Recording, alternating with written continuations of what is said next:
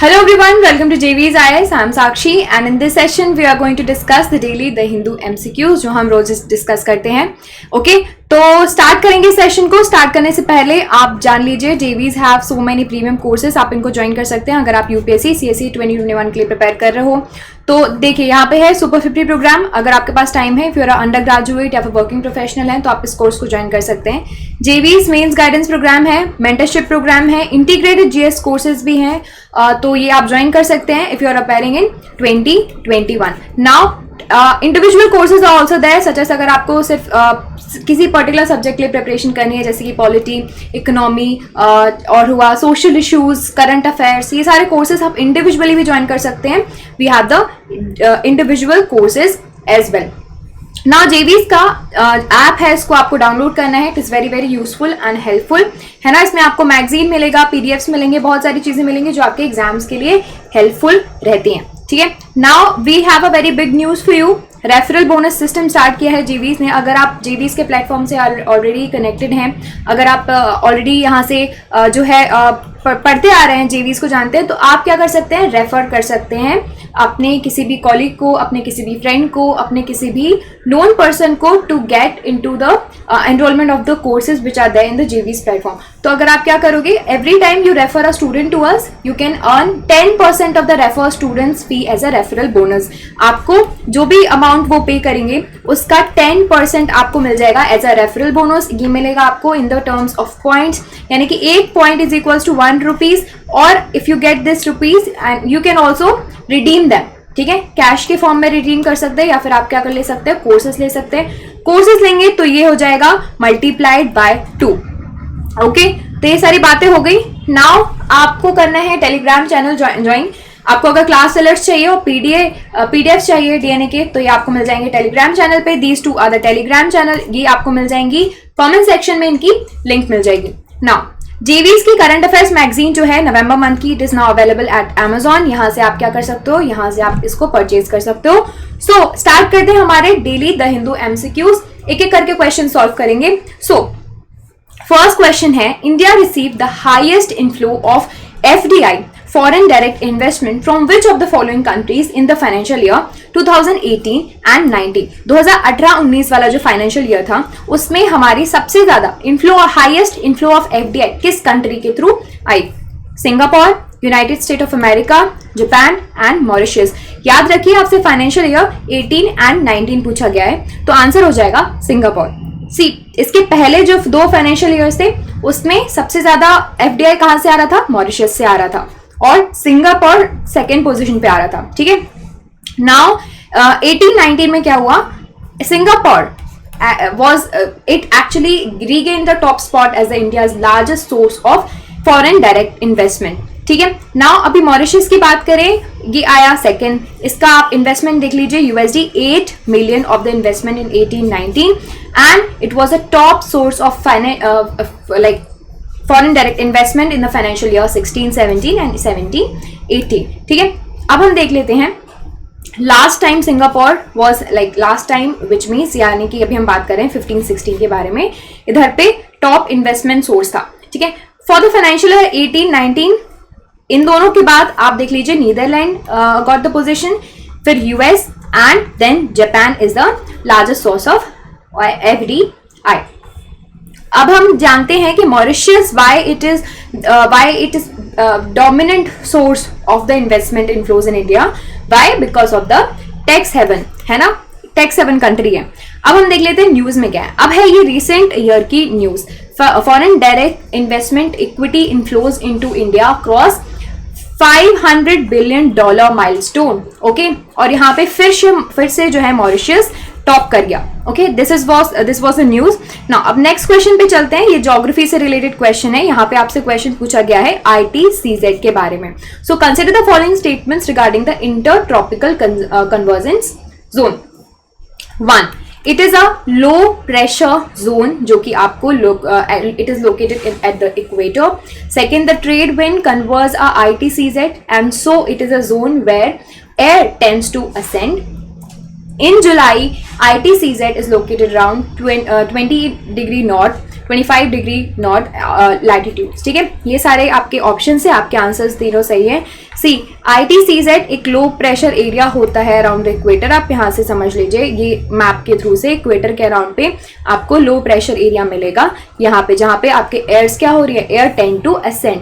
यहाँ पे आपको जुलाई में all these phenomena will be seen, ठीक है। and this monsoon trough encourages the development of the thermal low over the north and northwest India। and ये जो shift होता है ITCZ, like due to the shift in this ITCZ, the trade winds in the southern hemisphere, they crosses the equator between 40 to 60 degree east longitudes and start blowing from the southwest to the northeast to the due to the Coriolis force।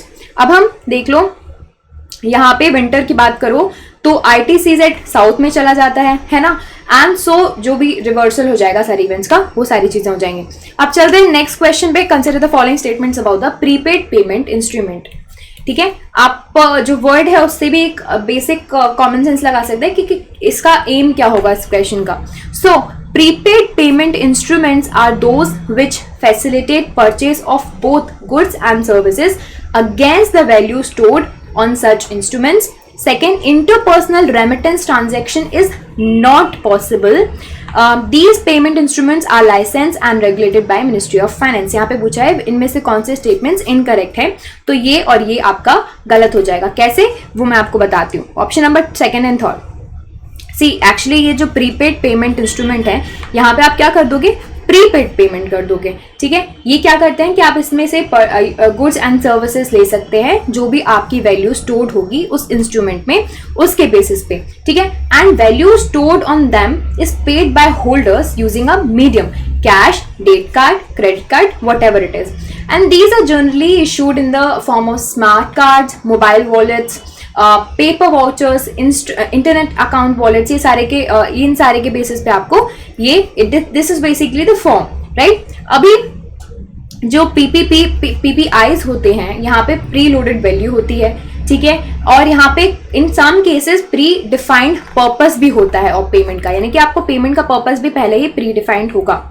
यहाँ से आप good and services ले सकते हैं, and interpersonal remittance transactions भी कर सकते हैं, जैसे कि money sending to the family और फ्रेंड्स। तो आपके option number, what was the option number, ये interpersonal transaction is not possible. So यहाँ पे ऑप्शन नंबर 2 आपका गलत हो जाएगा। और रेगुलेट कौन करता है, RBI। ठीक है, तो ऐसे फाइनेंस कमीशन नहीं करता, तो वो ऑप्शन भी गलत हो जाएगा ना।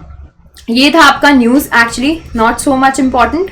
अब चलते हैं नेक्स्ट क्वेश्चन पे। नेक्स्ट क्वेश्चन है, consider the following statement regarding the clean Ganga fund.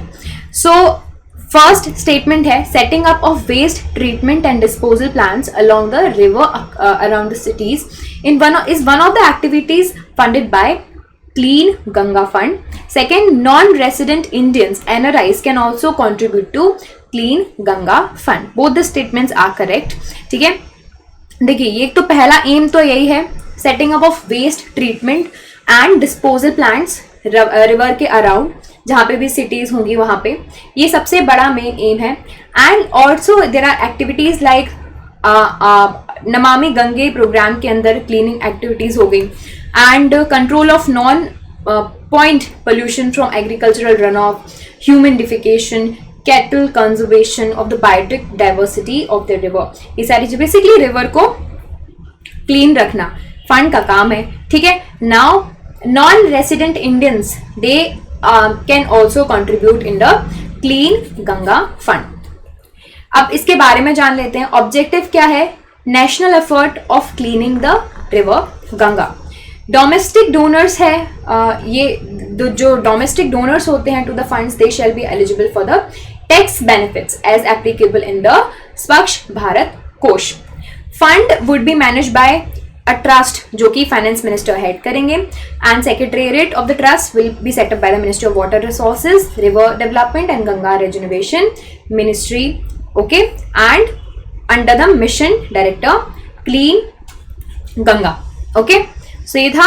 अब हम जान लेते हैं कुछ फीचर्स। ये सारे फीचर्स हैं, आप इनको खुद से भी एक बार रीड कर सकते हैं। ठीक है, और चाहो तो आप कमेंट सेक्शन में मुझे बताओ what is Namami Gange program. चलो नेक्स्ट क्वेश्चन पे चलते हैं. नेक्स्ट क्वेश्चन है which of the following statements with regards to the phenomena conjunctions recently in news, इनमें से क्या स्टेटमेंट इनकरेक्ट है अबाउट द कंजक्शन. ठीक है. 1.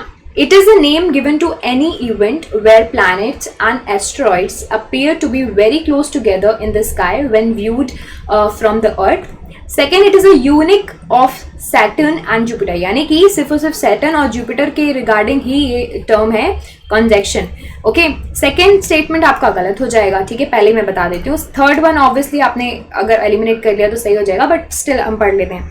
Astronomers are use the word great for the conjunction of the Jupiter and Saturn because of the size of the planets and none of the above. So देखिए option number B जो है वो incorrect है, क्योंकि यहाँ पे पहला अगर सही है, ये नाम किस चीज के लिए है? एनी इवेंट जहां पे प्लैनेट्स या फिर एस्ट्रॉइड्स बहुत ही क्लोज आ जाएं और स्काई में दिखने लगे, अर्थ से दिखने लगे. ठीक है, तो उस फिनोमेना को बोल जाओगे आप कंजक्शन. सिर्फ और सिर्फ सैटर्न और जुपिटर के लिए नहीं है, बट क्या अभी हमने बहुत ही रिसेंट में देखा यही चीज. ठीक है. People across the world witnessed a rare celestial phenomena and the great conjunction of Saturn and Jupiter, जो कि अपीयर हुआ as one of the like one bright star in the night sky, जिसको बोलते हैं क्रिसमस स्टार.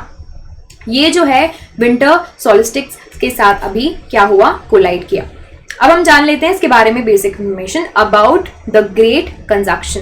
सो ये unique feature नहीं है Saturn और जुपिटर का, क्योंकि किसी भी प्लैनेट या फिर एस्ट्रॉइड अगर साथ में दिखे जाए हमारे अर्थ से तो उसको बोलते हैं. अभी ग्रेट क्यों बोला? क्योंकि दोनों प्लैनेट का साइज काफी बड़ा है, तो इसका नाम इन लोगों ने ग्रेट बोल दिया. अभी होता है, it happens once in about 20 years, क्योंकि जो प्लैनेट्स होते हैं दोनों वो सन के अराउंड ऑर्बिट करते हैं और जितना भी टाइम लगता है उसके अराउंडिंग 20 ईयर्स में आपको देखने मिल जाएगा. जुपिटर 12 साल लेता है to complete one orbit around the sun and Saturn takes 30 years. ठीक है, तो आप ऑन एन एवरेज 20 ईयर्स में हो जाता है. Saturn has a larger orbit and moves more slowly because it is not as strongly influenced by the sun's gravitational force, जो कि planets sun के around जो close होते हैं वो ज़्यादा उसके gravitational force की वजह से जल्दी जल्दी जो है rotate करते हैं, बट यहाँ पे Saturn के साथ वो केस नहीं है. यहाँ पे बोला जा रहा है what makes the conjunctions rare this year. इस साल क्यों ये जो है वो rare है? क्योंकि Jupiter was overtaking Saturn and सबसे पहले important बात, this year the event is rare because the planets will come, like they came actually closest to each other in nearly 4 centuries. ठीक है, इसलिए ये rare था. and actually ये बहुत सालों बाद रात में भी देखने मिला. that further this year the alignment of the Saturn and the Jupiter will like occur at the night, which has not happened in the 800 years. इस तरह से आपको यहाँ पे था ये. नेक्स्ट क्वेश्चन पे चलते हैं. Consider the following statements with respect to the Forward Bloc. 1. Forward Bloc थोड़ा हिस्ट्री बेस्ड क्वेश्चन है, क्योंकि अभी कुछ रिसेंट डेवलपमेंट हो रहे हैं उसके बेसिस पे. 1. All India Forward Bloc led by Netaji Subhash Chandra Bose was left wing nationalist political party in India which emerged as a faction outside Indian National Congress in 1939. मैं जहाँ पे मार्क कर रही हूँ वहीं पे कहीं ना कहीं कुछ प्रॉब्लम होगी. The prime objective of the forward bloc was to bring all radical elements outside the Congress party to spread the meaning of the complete independence in India with adherence to the application of the principles of equality and social justice. यहाँ पे बोला जा रहा है it was a faction, radical faction. Now, दोनों options आपके गलत हैं. All India Forward Bloc Netaji Subhash Chandra Bose ने एक्चुअली लेड किया था. It was led by Netaji Subhash Chandra Bose. Left wing nationalist political party थी जो कि एक फैक्शन था which actually emerged as a faction within the INC 1939 में. प्राइम ऑब्जेक्टिव था कि जितने भी रेडिकल एलिमेंट्स हैं कांग्रेस पार्टी के अंदर उनको लेकर आना और उनको स्प्रेड करना एंड मीनिंग और कंप्लीट इंडिपेंडेंस का जो है वो प्रमोट करना with adherence to the principles of the equality and social justice. News में क्यों है? क्योंकि गवर्नमेंट ऑफ इंडिया ने डिसाइड किया है कि एक हाई लेवल कमिटी को जो है वो कॉन्स्टिट्यूट करेंगे, क्योंकि अभी आने वाली है 125th birth anniversary of Netaji Subhash Chandra Bose. अभी ये कमिटी इसको हेड करेंगे हमारे home minister Shri Amit Shah ji, and ये डिसाइड करेगा activities for 1 year long commemoration, जो कि स्टार्ट होगा 23 जनवरी 2021 से।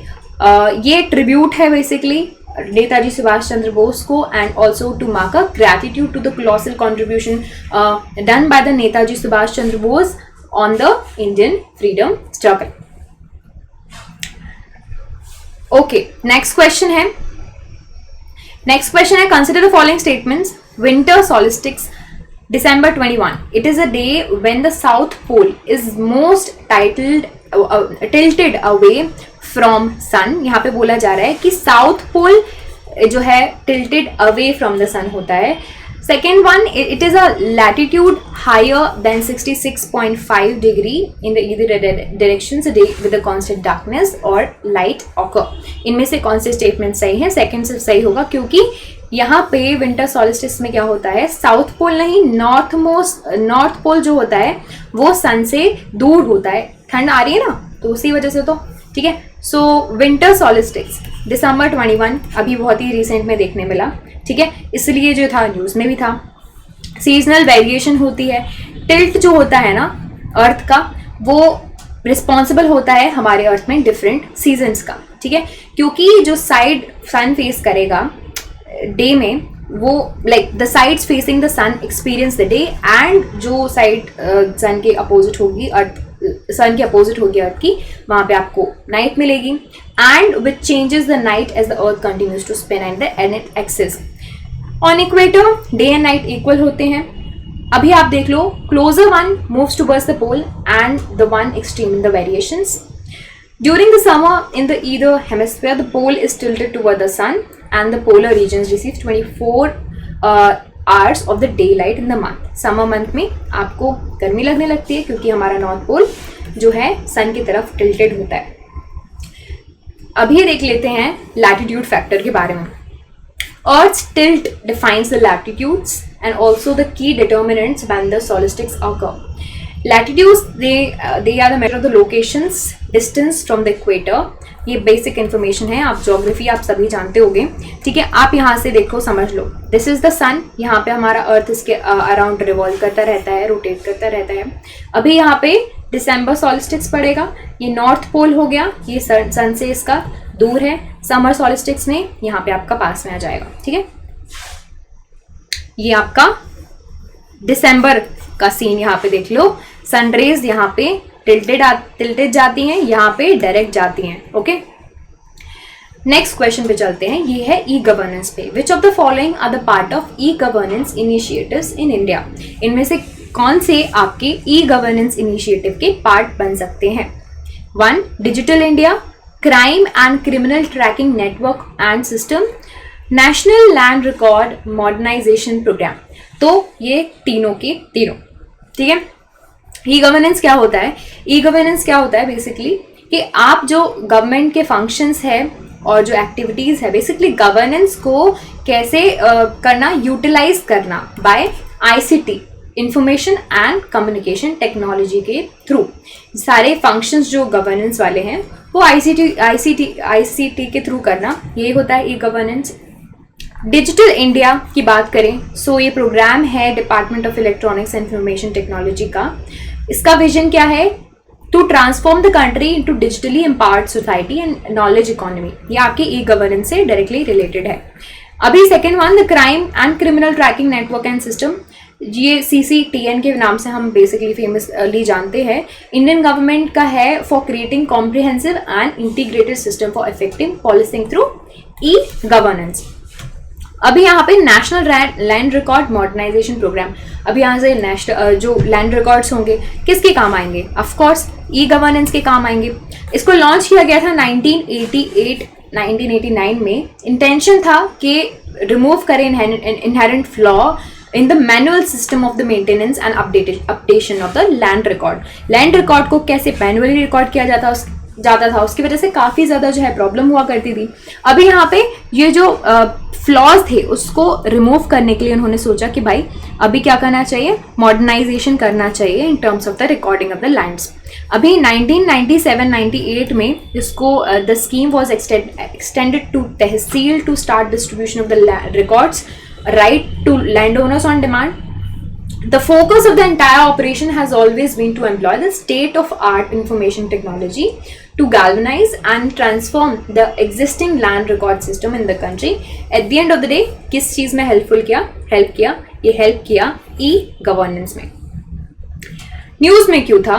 क्योंकि e-government foundation and Apti Institute have conducted a joint study जिसमें उन्होंने एक्सप्लोर किया कि जो डिजिटली एक्सक्लूडेड कमिटीज़ हैं वो कैसे गवर्नेंस में एंगेज करते हैं. So study also found that even the digital India human intermediaries they are significant in brokering trust between the government and citizen. ठीक है, अभी ये ह्यूमन इंटरमीडिएटरीज क्या होते हैं इनके बारे में हम डिटेल में पढ़ लेते हैं. ये इंटरमीडिएटरीज इन इंडिया देख लेते हैं. ये क्या होते हैं? They are the outreach workers.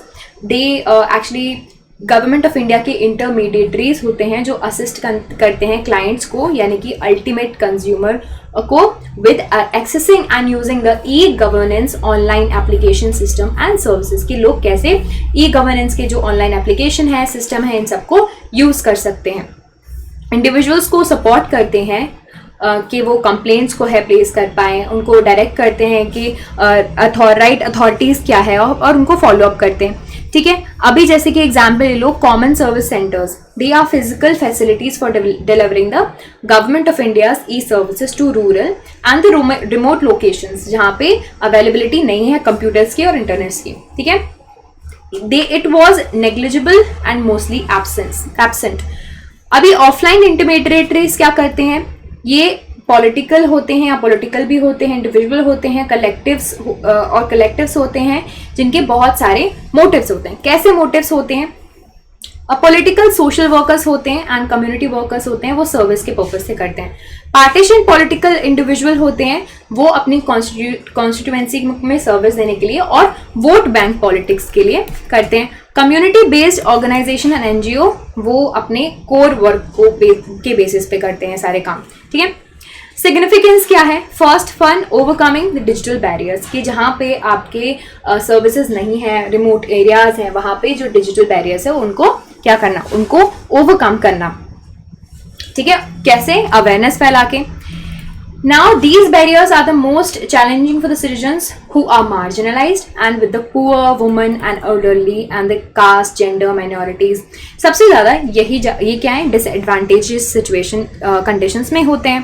Second one is the significance बता रही हूँ. Second significance क्या है? responsive and data driven governance.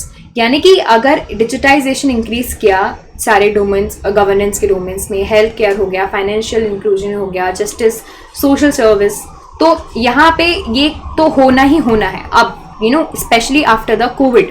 ठीक है, ड्यूरिंग दिस ट्रांजेक्शन, अभी हम ट्रांजेक्शन ही देख रहे हैं ना एक, कि हमारे हर चीज़ का क्या हो रहा है? डिजिटाइजेशन हो रहा है. इस ट्रांजेक्शन में इंडिया जो इंटरमीडिएटरीज हैं ये क्या करेंगे? They will rise the citizen awareness, citizens में अवेयरनेस लेकर आएंगे, build intermediary skills and capabilities and establish the governance framework for suitable feedback loops. ये सारे काम ये करते हैं, इसलिए इनके क्या है? इम्पोर्टेंस है. अभी कंसर्न्स क्या है? जो ई गवर्नमेंट इंटरमीडिएटरीज हैं they are not typical end users. वो टिपिकल एंड यूजर्स नहीं है, वो तो इंटरमीडिएटरीज है ना. They use e governance systems on behalf of their clients and on as such their challenge differ from those the primary users. First one, no formal backing in the e-governance setup. उनके पास कोई formal backing नहीं होती है. ये जो human intermediaries होते हैं ये formal backing के बिना ही काम करते हैं and also they have a role in the designing of the most e-governance program. Only a few states have built a cadre of individual for the last mile governance and Andhra Pradesh का example ले लो. It actually rolled out a ward secretariat programme with over 16,000 ward secretaries and volunteers for delivering the government services at the citizens door step. Okay, so these are the concern related to the intermediaries. Next question पे चलते हैं. Which of the following practices can reduce emission from agriculture? इनमें से कौन सी practice agriculture का जो है emission reduce कर सकती है? हमेशा ये जो एमिशन फ्रॉम द एग्रीकल्चर आपको न्यूज़ में मिलेगा, उससे रिलेटेड क्वेश्चन है. Alternate wetting and drying of paddy, increasing the productivity of milk and meat production, and organic agriculture. So सारे के सारे they actually help to reduce the emission from agriculture. Let's see how. So बहुत सारे practices होते हैं क्या करने के लिए, emissions को reduce करने के लिए from agriculture. एक है alternate wetting and drying of paddy, कि आप एक बार उसको wet करो, एक बार dry करो, है ना. alternate wetting and drying of paddy. इससे क्या होगा, frequency कम हो जाएगी इरिगेशन की, ठीक है. उसकी वजह से क्या होता है, मीथेन एमिशन होता है फ्रॉम फ्लडेड राइस प्रोडक्शन, तो वो कट हो जाएगा. सेकेंड वन बोला जाता है increase in the productivity of the milk and meat production, यानी कि इसमें ये एक्चुअली क्या होता है ना, पर यू कैन से पर काउ यील्ड प्रोडक्शन, ऐसा कुछ करके होता है. तो इसमें क्या होगा कि animal and herd productivity means fewer animals are required to produce some amount of milk and meat, जो कि आपको क्या करेगा, ये सारे आपको रिड्यूस करेगा एमिशंस में. Many of the practices used in the organic agriculture they are climate smart. अभी तो ऑर्गेनिक एग्रीकल्चर में जो प्रैक्टिसेस यूज की जाती हैं they are climate smart already. और ये क्या करते हैं actually, natural and organic agriculture में it enhances the natural nutrient cycling and builds a soil organic matter which can also support the resilience of the climate change and sequester carbon in the soils. तो तीनों के तीनों क्या हो गए, आपके emissions को reduce करने में helpful हो गए. Next question है, India spearheading climate solutions publication is released by Union Ministry of Environment, Forecast and Climate Change, NITI Aayog, UNFSCCC and World Bank. तो इसको जो है पब्लिश किया गया था, डायरेक्ट क्वेश्चन है, union ministry of forest, environment and climate change, ठीक है. इसको क्यों पब्लिश किया था वो देख लीजिए. ये क्या करता है, it mentions the key functions India has taken on various sectors toward combating and adopting the climate change. इसमें बहुत सारे इन्होंने स्कीम्स के नाम भी दिए हुए हैं, जिसकी वजह से क्या हुआ है, इंडिया ने जो भी अब तक रिपोर्ट है बेसिकली उसकी क्लाइमेट चेंज में क्या क्या पॉलिसीज अडॉप्ट की और क्या क्या हमारे यहाँ स्कीम है जो कि आप रिलेट कर सकते हो किससे, क्लाइमेट चेंज से. वो सारी बातें इन्होंने इस जो सोल्यूशन पब्लिकेशन है इस पर की है, ठीक है. So this is about this session guys. आज के सेशन में हमने काफी क्वेश्चंस डिस्कस किया. आई होप आपको ये सारे क्वेश्चन समझ में आए हो. तो अब आपको करना है जेवीज के कोर्सेज को एनरोल. सुपर 50 प्रोग्राम है, जेवीज मेंस गाइडेंस प्रोग्राम है, मेंटरशिप प्रोग्राम है, इंटीग्रेटेड जीएस कोर्सेज हैं, इंडिविजुअल कोर्सेज भी हैं. बहुत सारे इंडिविजुअली कोर्सेज आप ज्वाइन कर सकते हैं, जैसे कि अगर आपको पॉलिटी के लिए करना हो, इकोनॉमी के लिए करना हो, social issues, current affairs, geography, इन सब के लिए आप इंडिविजुअल कोर्सेज भी ज्वाइन कर सकते हो. अभी जेवीज का ऐप को डाउनलोड कर लीजिए, it is very very useful. यहाँ पे मैगजीन, पीडीएफ आपको मिल जाएंगे, माइंड मैप्स, बहुत सारी चीज़ें मिलेंगी जो कि आपके एग्जाम्स के लिए हेल्पफुल होती हैं. किसी और इन्फॉर्मेशन चाहिए हो तो आप इस नंबर पे कॉन्टैक्ट कर लो, ठीक है. We are always there. तो ये हो गया आज का session. If you like this session please do subscribe the channel, bell icon को हिट कर लेना, इससे आपको सारी नोटिफिकेशंस मिलती जाएंगी. You can also contact us on the Facebook, Instagram, Twitter and Telegram. These are the social media handles. And thank you so much for listening. If you like this session ये सब कर लेना and मिलते हैं कल. Till then take care, bye bye.